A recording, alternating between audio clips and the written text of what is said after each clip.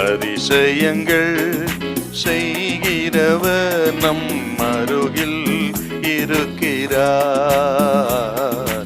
அற்புதங்கள் செய்கிறவர் என்றும் நமக்குள் வசிக்கிறார். மத்தேயு 15:28 இயேசு அவளுக்கு பிரதியுத்தரமாக, ஸ்திரீயே, உன் விசுவாசம் பெரிது, நீ விரும்புகிறபடி உனக்கு ஆக கடவுது என்றார். அந்நேரமே அவள் மகள் ஆரோக்கியமானாள். இயேசு வந்திருக்கிறார் என்று கேள்விப்பட்ட உடனே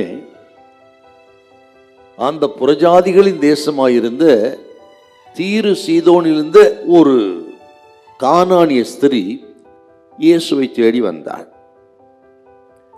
அவள் ஏன் வந்தான்னு கேட்டீங்கன்னா, அவளுடைய மகள் பிசாசினால் பிடிக்கப்பட்டு கொடிய வேதனைப்பட்டு கொண்டிருந்தாள்.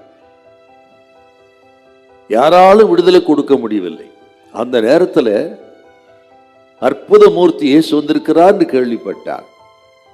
பிசாசுகளை விரட்டக்கூடிய வல்லமை, நோய்களை சுகப்படுத்தக்கூடிய அதிகாரம், எந்த அற்புதத்தையும் யாருக்கும் செய்யக்கூடிய இரக்கமுள்ள இயேசு வந்திருக்கிறார் என்று கேள்விப்பட்டு அவரை தேடி அங்கே வந்தாள். அவர் வந்திருப்பது இளைப்பாறுவதற்கு. ஆனாலும் அங்கேயும் இளைப்பாறுதல் இல்லாமல் அங்கேயும் ஊழி நடக்குது பாரு. அப்படி அவள் வந்து ஆண்டவரிடத்துல இப்படி தன் மகளுக்காக வந்தாள். எப்படியாக இந்த பிசாசின் பிடியிலிருந்து தன் மகள் விடுதலையாகணுமே என்று ஒரு ஏக்கத்தோடு பாரத்தோடு இயேசுவை தேடி வந்தவள் இந்த கானானிய ஸ்திரீ. இந்த உபத்திரவம், இந்த பாடுகள், இந்த நெருக்கம், பிசாசினால் தன் மகளுக்கு உண்டான வேதனைகள் தான் இவள் இயேசுவை தேடி வரும்படி செய்திருக்கிறது.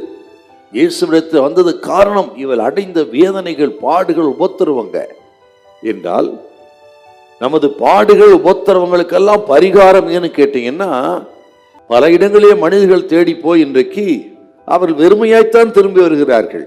ஆனால் நமக்கு பரிகாரம், நமக்கு பிரச்சனைக்கு தீர்வு என்று சொன்னால் இயேசுவை தேடி வருவதுதான். பாடுகளோடு, உபத்திரவத்தோடு, பலகீனத்தோடு இருக்கிற யாரா இருந்தாலும் சரி, பரிகாரமாகி இயேசுவை தேடி வரும் பொழுது அவர் சுகம் கொடுத்து எல்லா பிரச்சனைக்கும் முடிவு பண்ணுகிற ஒரே ஒரு தெய்வம் நமது ஆண்டவர் இயேசு. அவிடத்தில் வந்த யாரும் வெறுமையாய் போனதில்லை. அவரை தொட்டவர்கள் சொஸ்தமானார்கள். அவர் யாரை தொட்டாரோ அவர்கள் சொஸ்தமானார்கள் என்று சொன்னால், ஆக பிரச்சனைக்கு பரிகாரம் இயேசுவிடத்தில் தான் இருக்கிறது என்பதை நம்பி ஆண்டவரிடத்தில் வருகிற ஒருவரும் வைக்கப்பட்டு போக மாட்டார். நீங்களும் சரி, இந்த சத்தத்தை கேட்கல யாரா இருந்தாலும் சரி, எந்த பிரச்சனையா இருக்கட்டுங்க, பாரத்தோடு தவித்து கொண்டிருக்கலாம், நீங்க வெளியே சொல்ல முடிய வேதனையோடு கூட இருக்கலாம், நீங்க எதுவா இருக்கட்டுங்க, ஆண்டவரை தேடி வாருங்கள், நம்பிக்கையோடு வாருங்கள். இவள் வந்து வெட்கப்பட்டு போகவில்லை, திரும்பி போகும்போது அற்புத சுகத்தை பெற்று போனார். அதை போல ஆண்டவர் உங்களுக்கு அந்த அற்புதத்தை செய்வார். இந்த சத்தத்தை கேட்க யாவருக்கும் எதையும் எந்த அற்புதம் செய்ய இயேசுநாதர் வல்லவர். ஹல்லேலூயா, ஹல்லேலூயா.